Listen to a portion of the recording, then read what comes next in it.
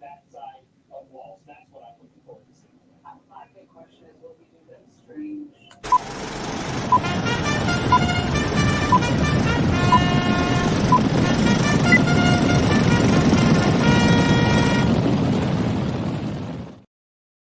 All right, folks, I think I did it right today. All right, tonight's going to be a shorty. It's going to be a short one because I know all you people want to go watch the vice president debate at 9 o'clock, and it's 8 o'clock now. So we're going to do a short one today. And but I just got back. I just got back maybe an hour ago, and when setting up for this, I found a question that it's a pretty good question, and I want to answer it because, guys, I try to answer every question, whether it be good or bad. And this one, it's a pretty good one, and I read it about 5 minutes ago, and I didn't even think about how I was going to answer it. So I'm going to read it to you guys, and then I'm going to answer it. It comes from a guy. It says Short Fridays. It says, Larry, do you fear God and the afterlife? I just always wonder. This is when corrupt young people are now in older ages, and time to next phase to be judged is around the corner. I just always wonder this. He says, I just always wonder when. I just always wonder this when corrupt young people are now facing older ages, and the time to the next phase to be judged is around the corner. Like I wonder if Sammy the Bull wakes up in cold sweats knowing he will come back as a deer that jumps into a barbed wire fence, and is stuck there for 10 days to rot and get eaten by other animals slowly. Just curious if you ever considered this, or do you even consider yourself a bad person in your total younger life? Wow. Wowee. Well, first of all, I don't know Sammy personally, but I knew of him. He was married to my cousin's best friend. His wife was a twin, and my cousin Jovina was married to Sammy. So I knew all about Sammy, and purposely stayed away because I had other. It wasn't my kind of life. But I'm going to try to answer this question. Do you fear God and the afterlife? Well, I have to tell you, my mother sent me to church every Sunday. We went to church. I made my communion and I made my confirmation. And I believe until today, I still believe that there is somebody created everything. Somebody created it.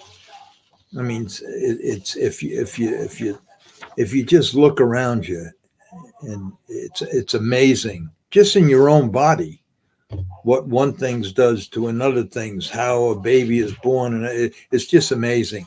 The trees, the ocean, somebody had to create everything. So I believe that. I also believe that there's a few things that happened to me right after my confirmation and in life that made me believe. And I'm not going to go into no stories. I have two of them that made me believe this. And right now, I believe that there is a God, and it gets very, very complicated if I get into it, because there's a few things that happen that there's no answers for it, and just like just now the horror in North Carolina.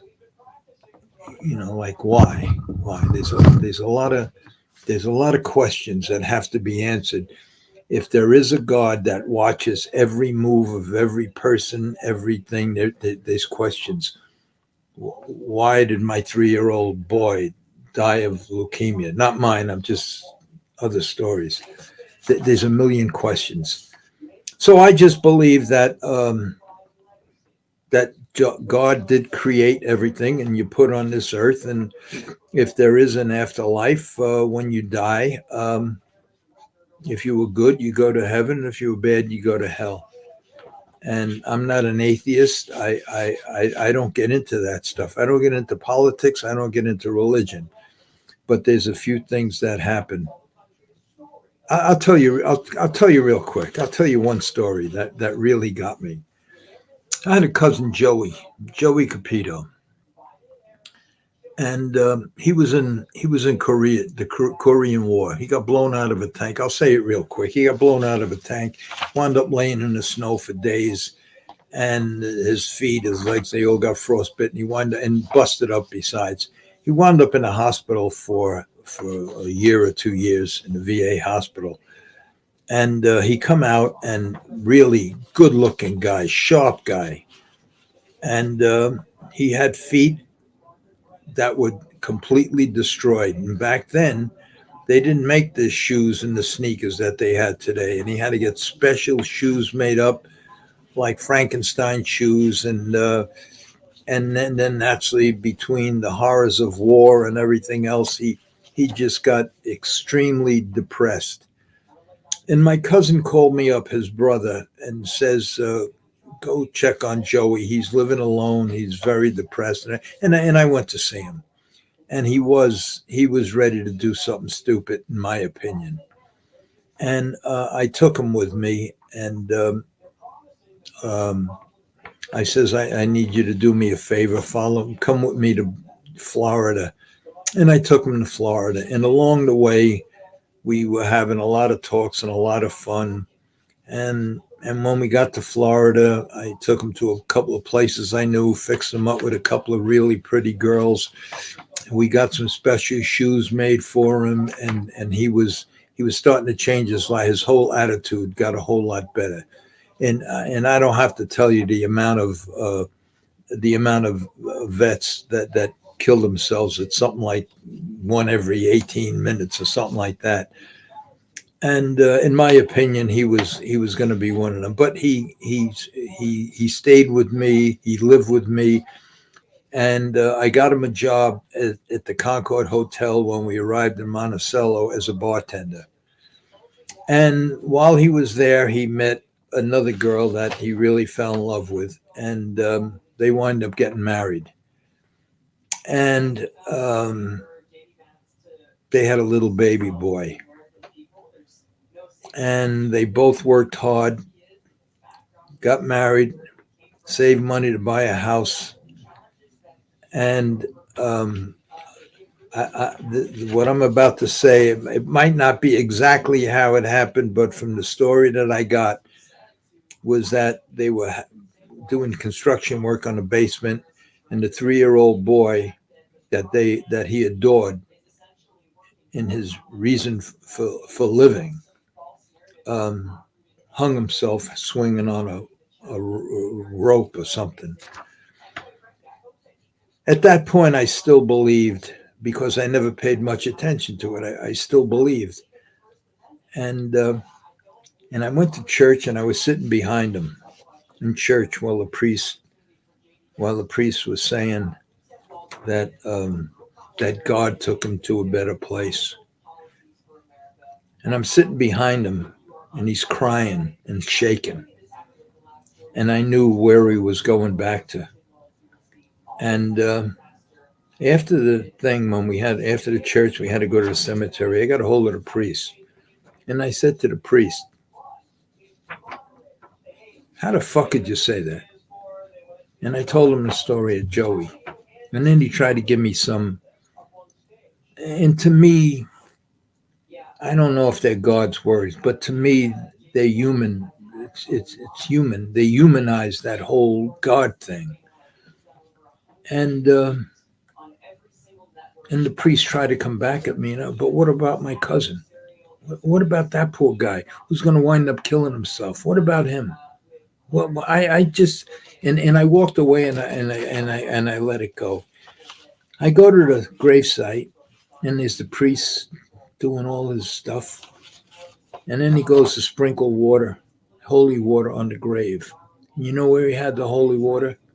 In a fucking water pistol. And he's shooting a water pistol with holy water on the grave. I walked to the car, and that was the last time I ever went to church. Now, do I still believe in God? Yes, I did. Okay, now, I don't know, Sammy, I'm not like Sammy. Now, my younger days, you ask, did you ever consider this yourself a bad person in your total younger years? In my total younger years, I grew up in an Italian neighborhood, and I put plenty of opportunities to take the road that Sammy the Bull took. I didn't. I had many fights because I belonged to the neighborhood gang when we were 12, 13, 14 years old. And one day I sat in the diner at about 2 o'clock in the morning, covered with blood.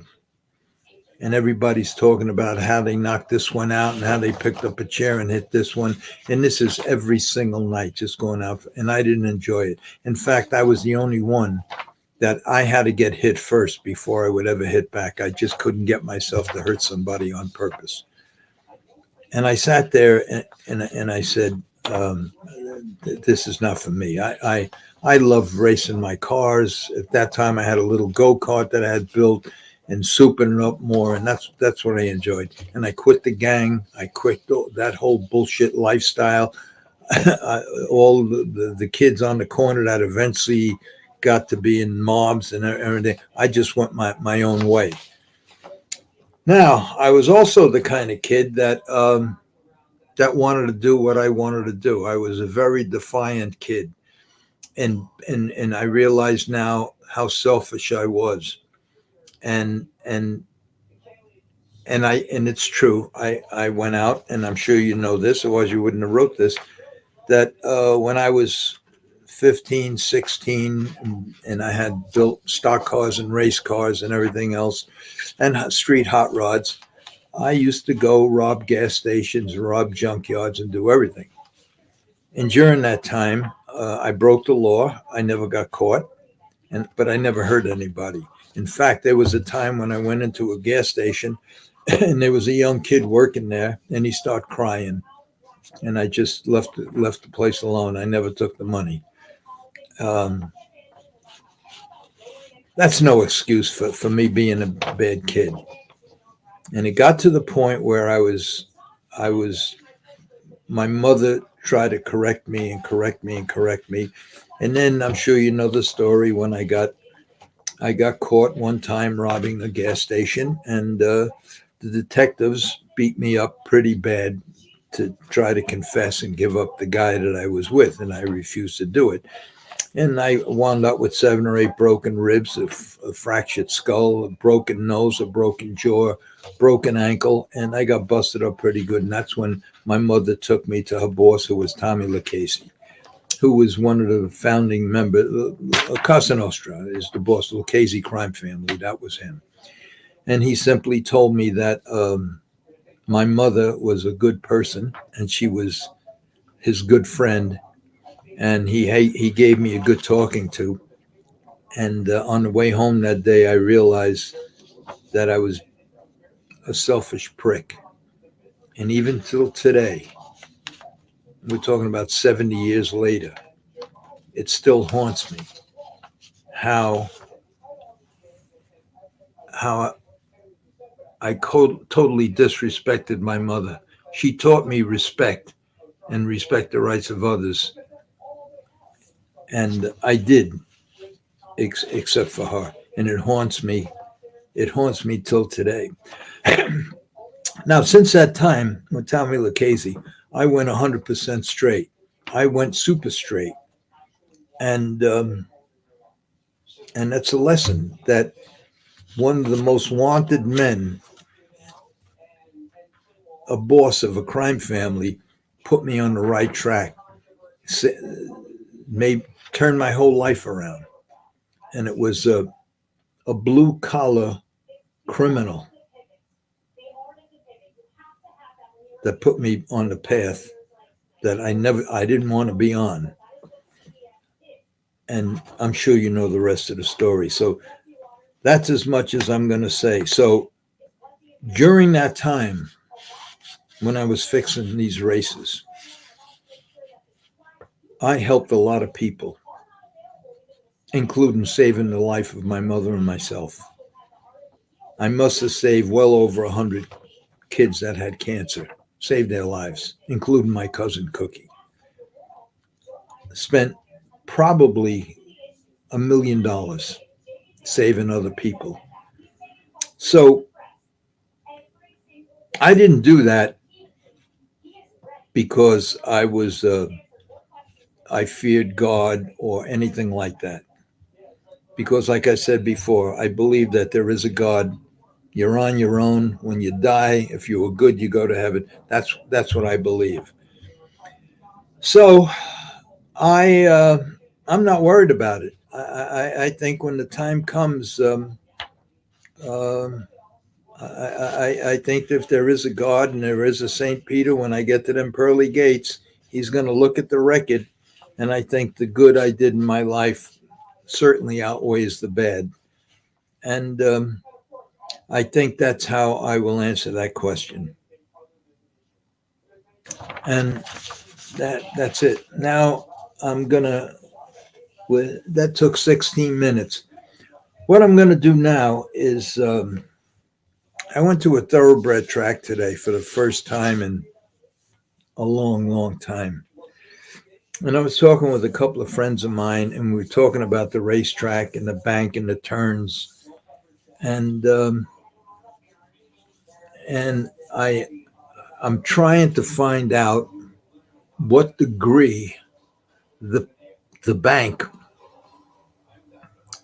on the turns are at that racetrack. I happen to be a Parks racetrack. And I says to my friend, I says, how much are the turn banks? What degrees? And he says he didn't know. And he asked his trainer. His trainer didn't know. He called over 2 or 3 other people. 1 or 2 were trainers, and they didn't know. And he says, well, how do you find that out? And I says to him, I says, well, you got to get a surveyor in.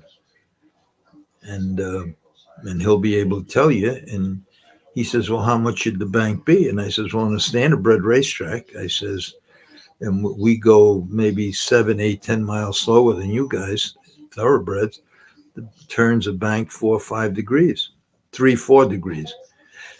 And I says, I became interested in the how much they were banked, what degrees they were banked, when thoroughbred people first came to the Meadowlands to race thoroughbreds. And Meadowlands is a standardbred racetrack, and they had to convert it for night racing for a certain amount of months for the thoroughbreds. And the thoroughbreds horsemen's committee come and they said, what's the bank on your turns? And up until that point, I really didn't pay much attention to it. And they said, right around 3%.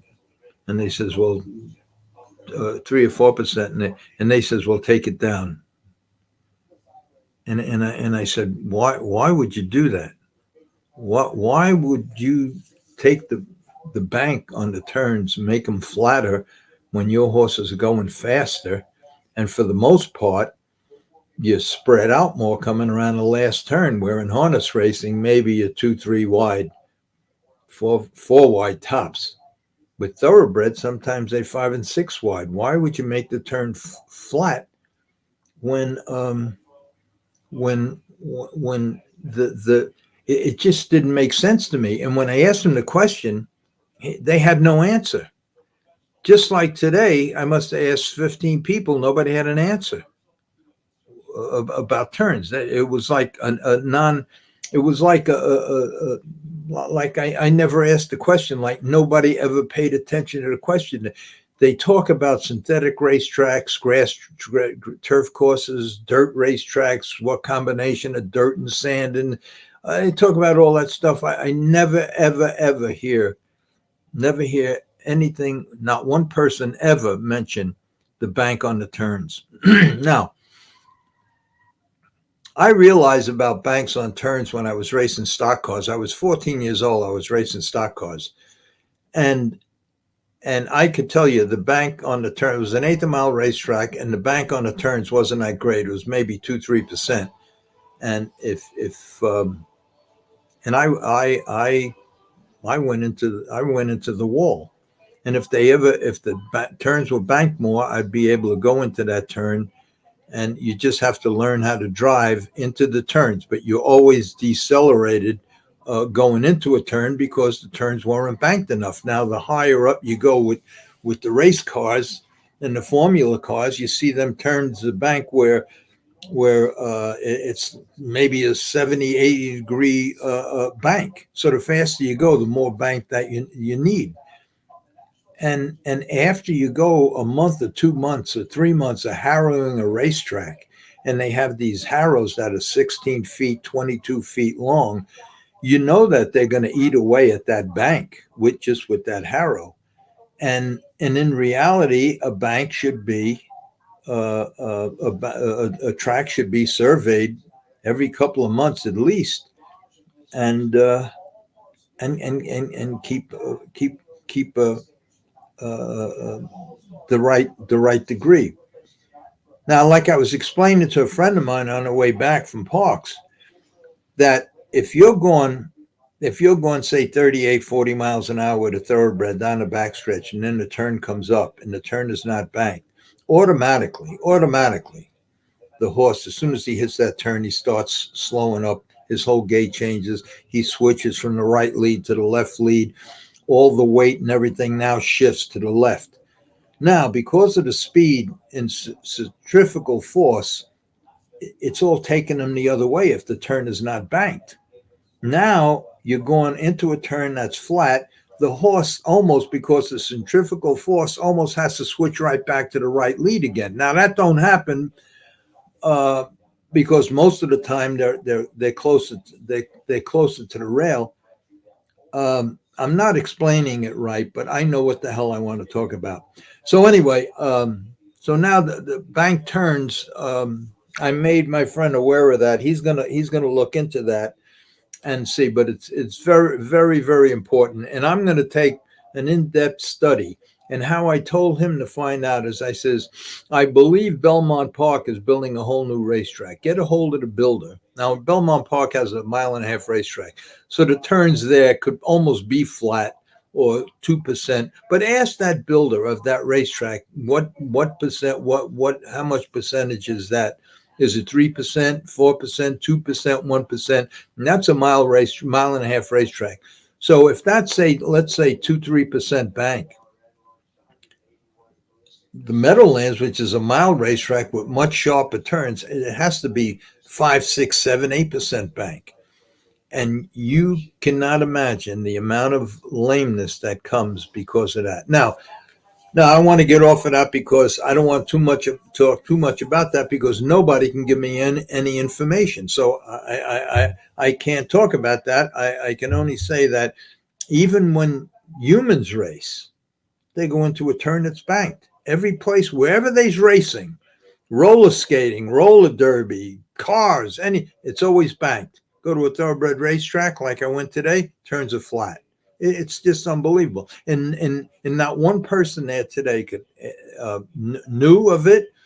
One guy says, geez, I never heard of that before.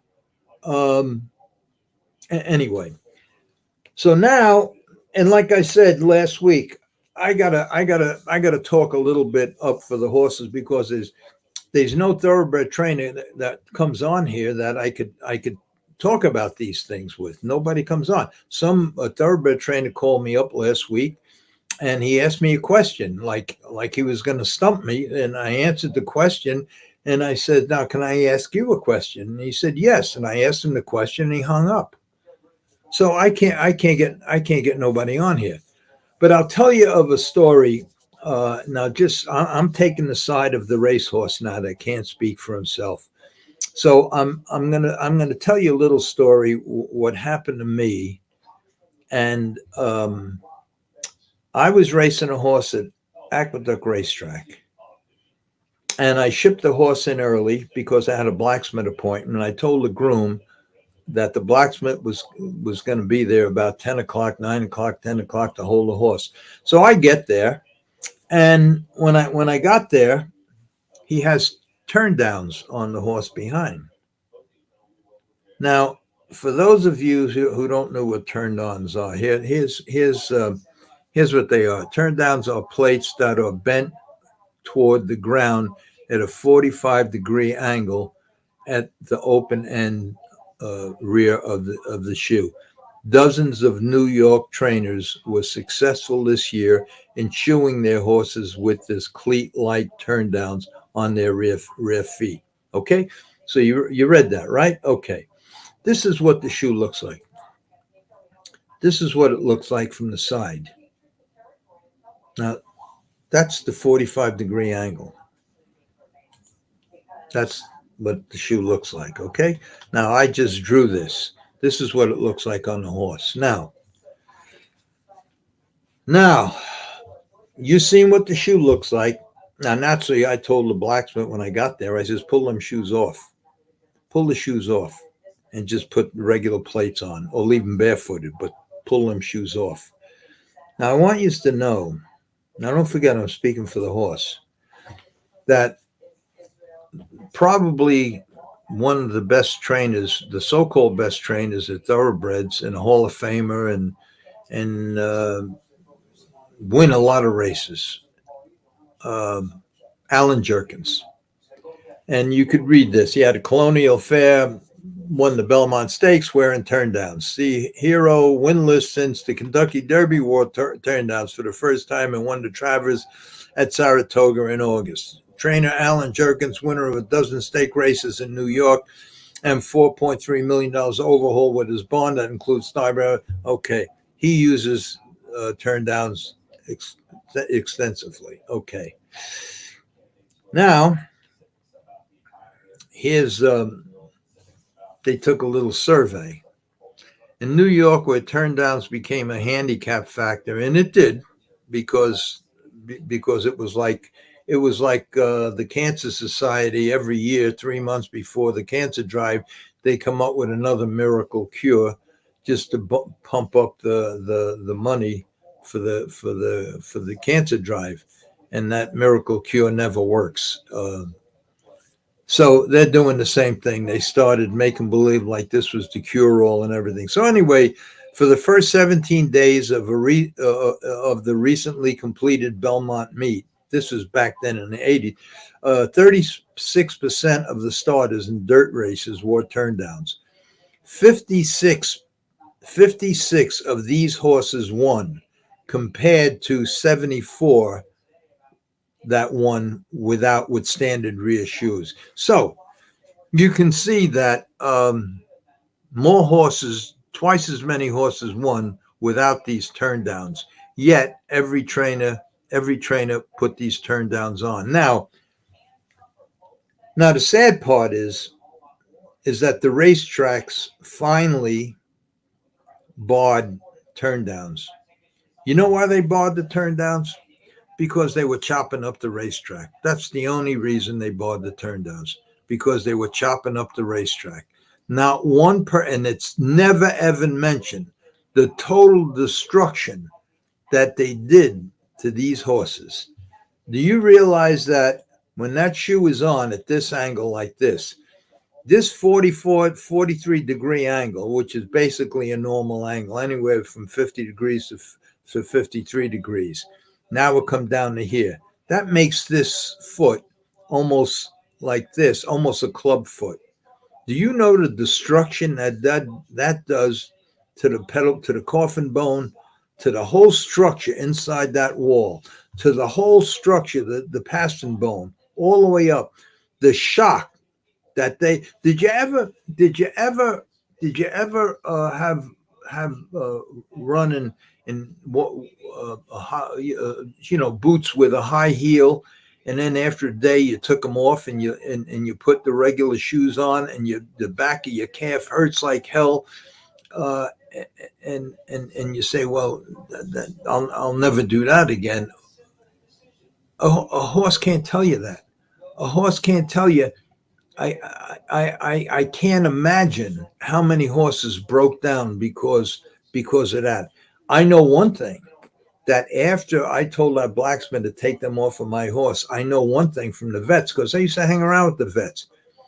Many of them horses got extremely sore behind because there was no more shock absorber. The frog that's in the back of the heel, it wasn't even hitting the ground. And the purpose for that was the springboard effect, that they thought that was going to happen.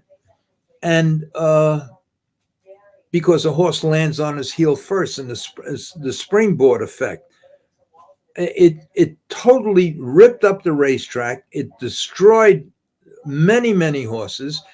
And some trainers started to realize that, and they would take the shoes off. They would take the shoes off after the race and put them on just for the race. So the only time they would have them on, them horses got spared. But the ones that kept them shoes on, they got destroyed.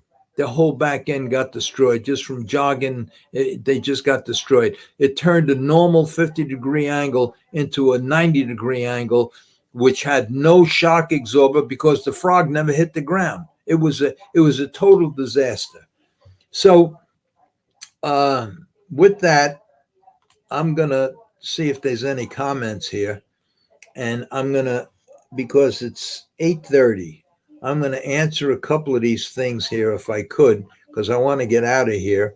I hope I explain. I told my friend on the way back. He says to me on the way back from Parks, he says, my friend saw your podcast, said you're a good storyteller. And I'm not a good storyteller, because I'm sure if somebody that was a good storyteller was able to tell the story the way it should be told, I only hope that you understood what I was talking about, because like I said, I'm speaking for the horse. And when all the trainers and all the top trainers in New York use these turn downs, and this is what it's like. This is what it's like. See this? This is what it's like. Imagine your horse wearing that. This is what it's like. Now they felt that it would land like this, and this thing would spring up and launch him forward. No consideration for the jarring it does inside that foot, for the jaw that the ankle and the short pasterns going through, and the inside the foot, the coffin bone, the navicular bone, the sesamoid bone, and the ankle. It's like if you put marbles in a jar and just shook them. That's what it's like. And you could see from the things I posted that more horses, double the amount of horses won in that survey that they took than with the, but they don't care. They don't. The horse is the one that's, and the reason they barred the shoe was not because the horses were getting cremated. It was because it was digging up the racetrack. Anyway, I'll answer a couple of questions, and I hope if somebody asked me about that, I could explain it more, but I get kind of lost. I'll just go right through the things. So, all right, Larry Cox. Hello, everybody. Sundance. Hi, Larry. Hi, Sundance. Who's this? Joe. I just spoke to him. I just spoke to this guy. Good evening, Larry. Hi, Joe. Jesse Black. Larry, you did a lot of good for people throughout the years. None of us were perfect. You're very good, Jesse. You're right. Sundance. Hi, Jesse. Okay. Larry Cox. I went to Gulfstream Park in Florida for a week. God damn, was it hot. Well, Florida's hot. Bob, if God creates, then he also destroys. You can't only thank him, but blame him too. You can't only thank him, but blame him too. It's a two-way street. If God creates, then he also destroys. Well, I wasn't taught that, but like I said, after my cousin, I don't know. Hello, everyone. Hiya, hiya. I can't even say that name. Sundance. Hello, Angel. I can't say the name. Okay, Sheldon Glass. Do you remember Harold Story? Think he was in his 70s when he won at Yonkers. Yes, Harold Story was a big, crazy guy who trained and drove horses. And I raced against him for a whole meet at Green Mountain Park, and he was nuts. Big guy, 200, maybe 300 pounds. Crazy. Okay, George Brennan. Who was behind the Leo Bauer Henry? Now, George. Who was behind the Leo Bauer Henry Filion race? Falcons, man. George Brennan. That can't be the kid, George Brennan. Joe Rico's son. I can't. He's leading driver in I'm sure he's not even listening to me. Okay, let's go. Larry Cox. Hello, Sundance. Okay, another love affair here. Oh, hello, Larry Cox. Hello, George Brennan. I don't believe I'm positive that ain't the kid that drives. Good kid. Good evening, Larry. Good evening, Detroit Siggy. Bob. The priest is brainwashed, bottom line.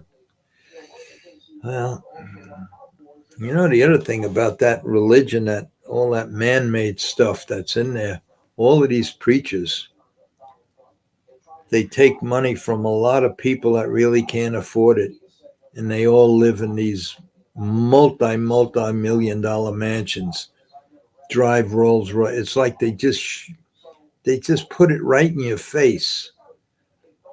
I can't get into that stuff. Watching London Western Raceway on other TV. Good for you, Larry. Good evening, gentlemen. Sundance again. Is that George Brenner from the Meadowland? I doubt very much. It's George Brenner because he would let me know it can't be him. He's busy driving. He just hit a landmark. I think 10,000 wins or something. He's Joe Rico's stepson.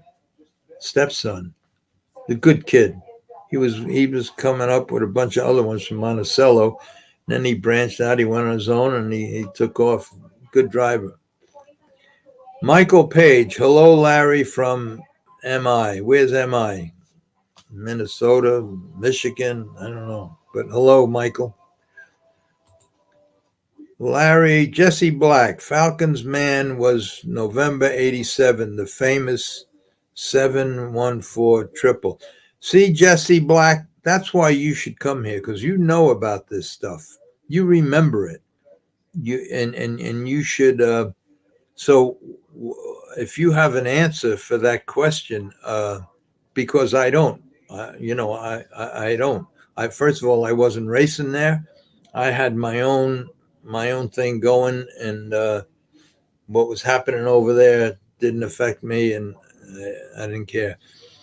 Harold Thompson, do you remember Happiness is owning a racehorse? Ricky Kurtz. Ricky Kurtz. Last time I saw Ricky Kurtz, I think he was partners with Ronnie Gerfine. And, somebody told me that he left the business. I forgot. So it wasn't, I think he killed somebody. I think he was married and killed his wife or some crazy thing like that. But he was a character. He was partners with Ronnie Gerfine way back in the 70s. Matt Gray, I love Gulfstream Park. Yeah. Giovanni, good evening, Larry. Good evening. I guess you say Johnny, right? I guess. Good evening. Okay, Francis. Hi, Larry. Hope all is well, champ. All is well here, Francis. Thanks. Hope all is well with you. Jesse Black. Gianni, nice to see you. Okay, another friendship. That's good. Bobby from the see why don't people talk about what I talked about? That's why can't other trainers of horses come on and talk about what I said about these shoes? I wore a black shirt today on purpose so you could see how what turn downs are. Imagine putting this on your horse. Unbelievable. Nobody asked me about that. Nobody. I don't get it. But I'm glad everybody's watching. I just don't. I just wish that some. But you know what? I talked to a lot of trainers in the last couple of weeks, and nobody could answer a lot of the questions that I have. So I don't know. I don't know. Bobby from the Bronx was the best guest ever. Bobby from the Bronx was. I hope his battle with Heisa ends well. You know you can't fight City Hall. I know that. Okay, let's see. Oh, wait, there's one here. Bonazera, Jesse, Gatsby, pal. Okay, Eric, Larry, you don't go to heaven if you did more good than bad. You get there by repenting of your sins. God bless you, Larry. You know, in my book, in fact, I have the book right here someplace. In the book, I put down, because at the end of the book, my friend who was helping me write this thing on the computer because I couldn't do it, uh, they asked me to make like a little speech, and he says it was Shaman, a girl, and she says, why are you doing this? And I can't find it, but anyway, I says, well, she says, why are you spilling your guts? And I says, well, I'm trying to get to heaven, but that was a joke. I was asked to write the book because I retired when the Meadowlands closed the barn area. I had nothing else going for me, and a couple of famous actors told me to write my life story, like Frankie Vincent, who wrote the foreword for the book. And he said they all knew me from when I was a kid. They all knew what I went through, and they all knew the good and the bad. And they said it's be an unbelievable story because it basically it's basically The Godfather, Goodfellas, Wall Street, uh, all in one. And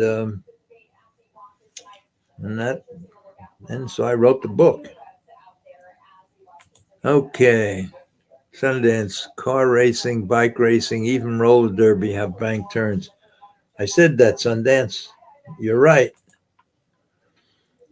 Eric, repent. Did God repent or even prevent disasters? Stop the baloney. Wait a minute now. Eric, repent. Who's Eric? Did Eric say something? I don't know. Did God repent or even prevent? You see, that's why I don't get into politics and I don't get into religion, because there's too many questions that I like to know both sides of the story before I give my opinion. I have to know both sides of the story. And sometimes there's three sides to the story. So if I can't speak to God directly, I can't listen to man-made rules that the priests and these preachers do, and I really don't know the answer. I don't want to be a non-believer because somebody created this, so I just don't talk about it. I just do the best I can, and I really believe in my life that I help more people, and I never hurt anybody on purpose, never ever. And I think that I'm okay. We'll see. It's getting late anyway. It's getting close. Okay, is it for the drainage for the water? I don't know what that means. Is it for the drainage for the water? I don't know what that means. Okay, fascinating Larry Francis. I'm fascinating. Well, thank you. Here's another one. Fascinating. I guess she spelt the first one wrong. Okay, another one. I've never heard of it. I've never heard of it. I don't know what that means. Larry, I ran the 440 in high school. No bank turns. Completely flat. Okay. Well, I don't run. I don't run, so I don't know. I can only tell you that if you were a racehorse and you were running at 40 miles an hour heading into a turn, I think if you were able to talk, I think after the race you would come back and say, "Bank the fucking turns." That's what I think.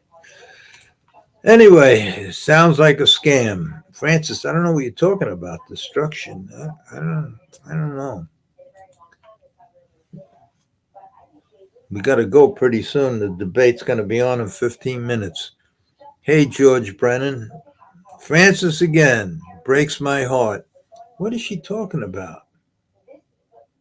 I don't know. Appreciate you, champ. I don't know. I don't know. Larry in chat. Boy, she looks pretty good, whoever she is. Fancy Nancy. Look at that picture. Wow. Sometimes I see these pictures of these girls. I wish I was 60 years old again. 60 years ago. I wish I was 20 years old. Okay, live by the sword, die by the sword. Yeah. How long was your mother with you in Monticello, and how did you keep her from knowing what you were doing at the track and sports betting?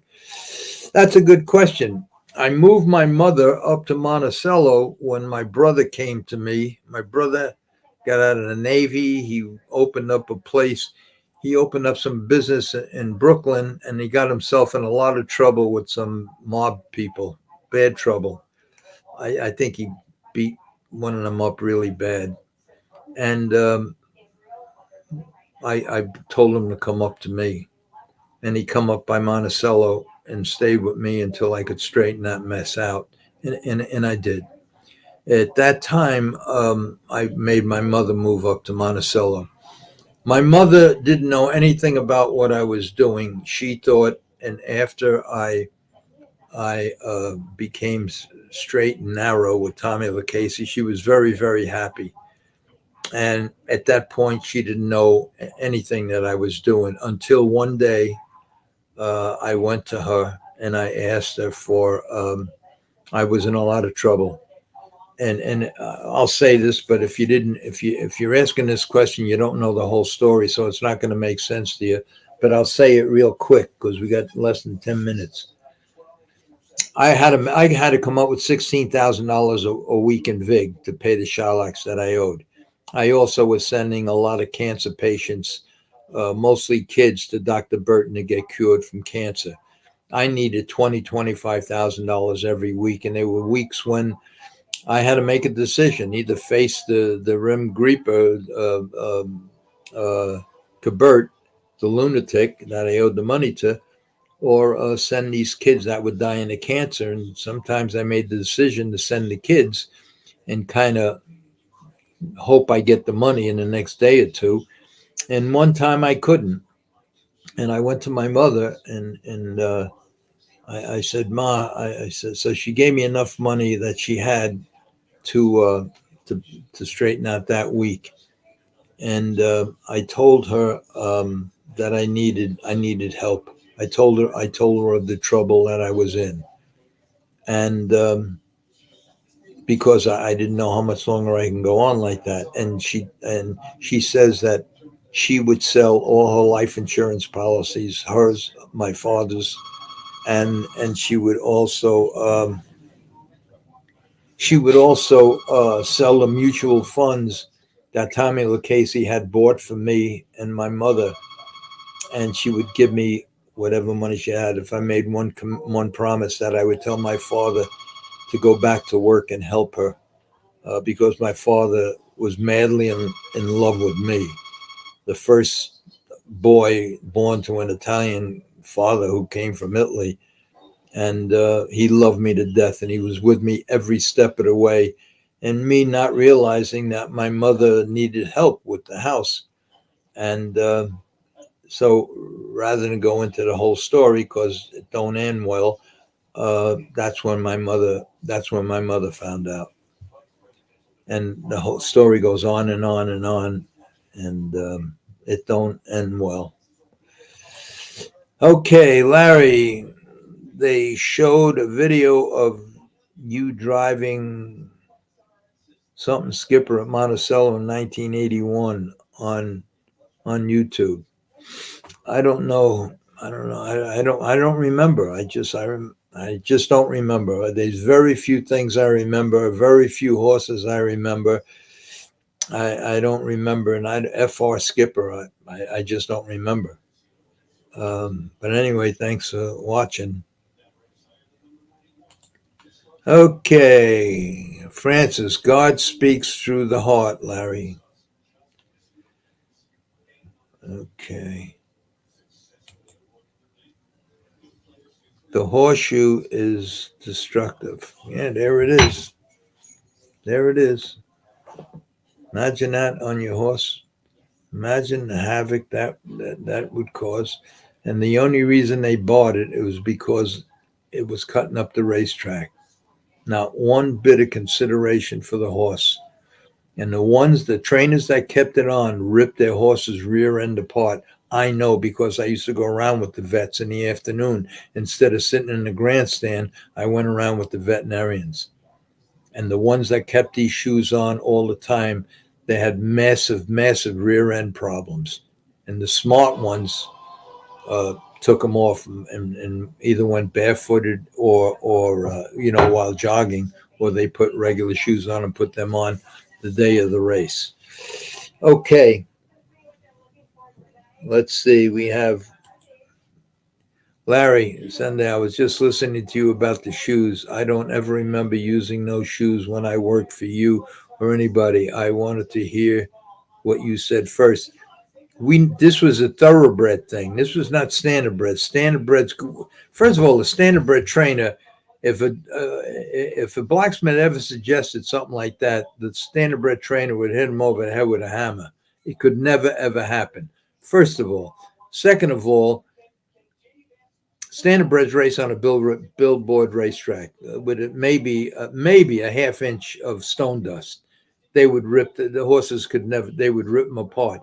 If you remember, and you got to understand this, that when a horse lands, if you were able to look, even in the dirt, even in the 3-4 inches of dirt thoroughbreds race on, you could see it clearly with standardbreds. When they land heel first. They skid about 3-4 inches, and then just like this, they land heel first, then this way, and that whole motion they land. You'll see the marks in the dirt. How are they going to skid with this? With this, they don't skid. It stops them. It jars them. They get no shock absorber. They get nothing. It's a total disgrace. But Sundance standardbreds never use them. This was a thoroughbred thing. You know what? Again, another thing. When I told the blacksmith pull them shoes off, I said, "Who told you to put them on?" He says, "Everybody's using them." I says, "I don't give a fuck what everybody's doing. Just get them off." And he took them off. And when I was talking with him about it, because we became friends after that, he says to me, "You know what they're doing now? They're cutting horses to the quick. They're pulling the shoes and cutting them right to the bloodline." I just don't get it. They says that it brings blood. I didn't understand it. They do a lot of crazy things, and that's why I would love to have a thoroughbred trainer come on and try to explain these idiotic things that they did to these horses in them years. Anyway, I'll never get nobody on. I start talking to a thoroughbred vet today at the track, and I asked him a question, and he wound up walking away from me. So, and then, another thing, I don't want to get the kind of reputation like Larry thinks who the fuck he is. He knows everything. I don't know everything. I just been around a long time, really paid attention, and and all I'm saying is that just somebody stick up for the horse. I mean, do you need a fucking shoe like this to and the reason you bar it is because it's digging up the racetrack? Not one mention ever about the horses it's destroying. Not one mention. And we can go on into the drug thing, into the rigging thing, into the training thing, into the conditioning thing. All that's what I want to talk about. All how do you train an 800-pound 3-year-old filly the same way you would train a 1,200-pound 3-year-old colt?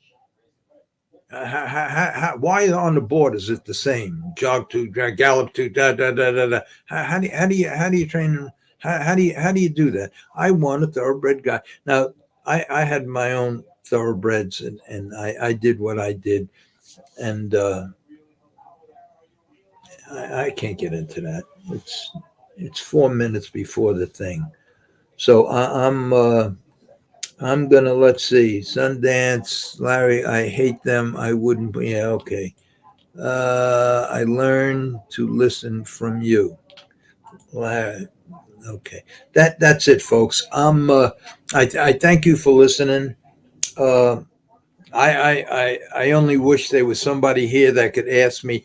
See, if somebody would call in and ask me questions about this, I could probably go into a lot more detail on what it does, the scramble that it creates inside the hoof wall where the cannon bone is. I mean, where the the navicular bone is, where the pedal bone is, where what it does to the ankle, where the sesamoid, what it does to the tendons. And then because of this, you can't even, the frog, which is the shock absorber, the whole back of the heel is the whole, and the frog is the shock absorber for the whole foot. Never hits the ground. It's all about, and the best part is double the amount of horses won in the survey that they took. So, and the reason they, and that's the best, and I have to say it again, the reason they bought it was it was cutting up the racetrack. It should have been the reason they bought it was cutting up horses. And even, and this is what I mean. Even guys like Alan Jerkins, how could a Hall of Famer that had $1 million horses, how could he put this on his horses? I would love to ask him. I know he's not here anymore. I would love to ask him. What's the sense of having a shock absorber? How would you like to drive your car? You know, if they ever took the shock absorbers off your car, you wouldn't be able to sit in the car. Just think of what you're doing to the whole structure, the whole skeleton structure of that horse, from the foot all the way up to the whalebone, from the foot to the fetlock, to the ankle, to the hock, to the cannon bone, to all the way up. Just think. Take the shock absorbers off your car, go down the road, and that's where the horse's back end. Anyway, that's it. I got to go, folks. Got 1 minute to get to the TV. Got 1 minute to get to the TV to watch the debate, and I'm going to come back to Thursday. Maybe I'll have a guest on because I need somebody to kind of feed me stuff. I have a lot to talk about. I got piles of stuff. Anyway, thanks for watching. Have fun watching the debate. I'm going to go get something to eat, and cheerio.